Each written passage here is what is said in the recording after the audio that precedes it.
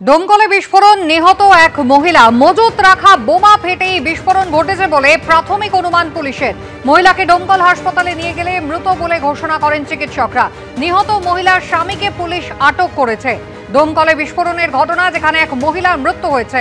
মজুত রাখা বোমা ফেটেই বিস্ফোরণ হয়েছে বলে প্রাথমিকভাবে পুলিশের অনুমান। মহিলাকে দমকল হাসপাতালে নিয়ে গেলে মৃত বলে ঘোষণা করেন চিকিৎসকরা। তার স্বামীকে পুলিশ আটক করেছে। কিভাবে বোমা মজুত করা হলো, কিভাবে এখানে বোমা এলো, পুলিশ খতিয়ে দেখছে। দমকলের কামড় দিয়ার ঘটনা, এই ঘটনায় রীতিমতো চাঞ্চল্য ছড়িয়েছে এলাকায়। মজুত করা বোমা থেকেই বিস্ফোরণ ঘটে এই মৃত্যুর ঘটনা, এমনটাই পুলিশ সূত্রে জানা গিয়েছে। প্রাথমিকভাবে পুলিশ মনে করছে যে এলাকায় বোমা মজুত করা হয়েছিল এবং সেখানেই বিস্ফোরণ ঘটে, তার জেরেই এই মহিলার মৃত্যু। ইতিমধ্যেই ওই মৃতের স্বামী, তাকে আটক করেছে পুলিশ। বোমা কিভাবে এলো এলাকায়, কোথায় মজুত করা হয়েছিল, কি উদ্দেশ্যে মজুত করা হয়েছিল, তার ইতিমধ্যেই তদন্ত পুলিশ শুরু করেছে। মুর্শিদাবাদের ডোমকলের ঘটনা, মজুত রাখা বোমা ফেটে এক মহিলার মৃত্যু। আহত অবস্থায় তাকে হাসপাতালে নিয়ে যাওয়া হয় এবং সেখানে চিকিৎসকরা তাকে মৃত বলে ঘোষণা করেন। ইতিমধ্যে মহিলার স্বামীকে পুলিশ আটক করেছে।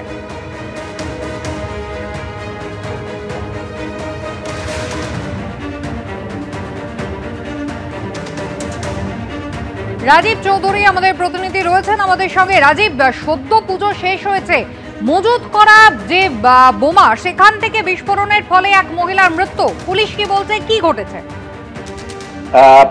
কুসুমিতা, যেটা পুলিশ যেটা বলছে সেটা হচ্ছে ওখানে বোমা মজুত করা ছিল না বোমা কোনোভাবে ওখানে মারা হয়েছিল সেটা পুলিশ এখনো নিশ্চিত নয়। পুলিশ ওই মহিলার মৃতদেহ দমকল হাসপাতাল নিয়ে এসছে। সেখানে মৃতদেহের ময়না তদন্তের জন্য মুর্শিদাবাদ মেডিকেল কলেজ হাসপাতালের মর্গে পাঠানো হচ্ছে এবং ওই মহিলার স্বামীকে পুলিশ আটক করেছে। পুলিশ দফায় দফায় মহিলার স্বামীকে জিজ্ঞাসাবাদ করে জানার চেষ্টা করছে ওখানে বোমা মজুদ ছিল না বোমা মারা হয়েছিল, সেটা এখনো পুলিশের কাছে নিশ্চিত নয়। তবে যে কামুরদিয়ারে যে বাড়িতে ঘটনাটি ঘটেছে সেই বাড়ির যিনি প্রধান রয়েছেন তাকে পুলিশ আটক করেছে এবং তার চারপাশটা ঘিরে রেখেছে। ইতিমধ্যেই বোম স্কোয়াডকে খবর দেওয়া হয়েছে আরও কোনো বোম ওখানে মজুদ রয়েছে কিনা, এবং ফরেনসিককেও সেখানে ডাকা হয়েছে। এবং গোটা ঘটনায় এই যে মহিলার মৃত্যু এবং বোমা মজুদ বোমা না ওখানে বোমা বাঁধা হচ্ছিল না কেউ বোমা বাইরে থেকে মেরেছিল, সেটা তদন্ত পুলিশ শুরু করেছে এবং ওই মহিলাকে দমকল মহকুমা হাসপাতালে নিয়ে আসার পর চিকিৎসকরা তাকে মৃত বলে ঘোষণা করেন। ইতিমধ্যেই মৃতদেহ ময়না তদন্তের জন্য মুর্শিদাবাদ মেডিকেল কলেজ হাসপাতালের মর্গে পাঠানোর প্রক্রিয়া শুরু হয়েছে। রাজীব, ধন্যবাদ। পাঁশকুড়া ধর্ষণ কাণ্ডে ধৃতের আরও কীর্তি এবার সামনে এলো। অভ্যন্তরীণ রিপোর্টেও নির্যাতনের উল্লেখ মিলেছে। জেলা স্বাস্থ্য দপ্তরের অভ্যন্তরীণ কমিটির রিপোর্টে চাঞ্চল্যকর তথ্য পাওয়া গিয়েছে। কথা বলবো, জিলাম করঞ্জাই রয়েছেন আমাদের সঙ্গে। জিলামে জাহির আব্বাস খান এর কীর্তির কথা অতীতেও আমরা দেখেছি যে ইন্টারনাল রিপোর্ট এবার দেওয়া হয়েছে, সেই রিপোর্টে কি বলা হচ্ছে?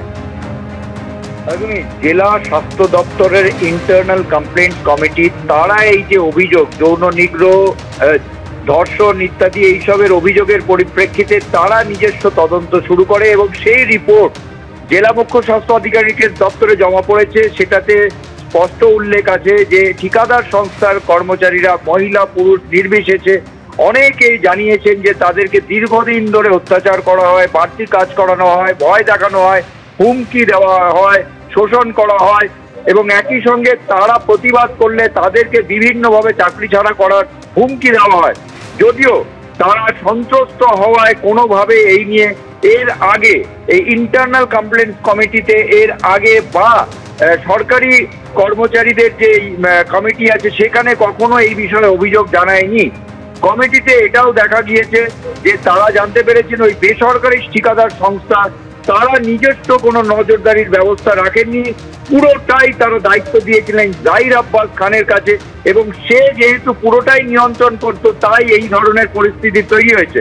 তবে এই রিপোর্ট তারা জমা দিয়েছেন জেলা মুখ্য স্বাস্থ্য আধিকারিকের দপ্তরে। ডক্টর বিভাস রায় তিনি এই রিপোর্ট স্বাস্থ্য দপ্তরে জমা দেবেন খুব শীঘ্রই, তার নিজের পর্যবেক্ষণ সমেত, তেমনটাই জানা যাচ্ছে স্বাস্থ্য দপ্তর এবং জেলা মুখ্য স্বাস্থ্য আধিকারিক দপ্তর সূত্রে। জিলাম, ধন্যবাদ।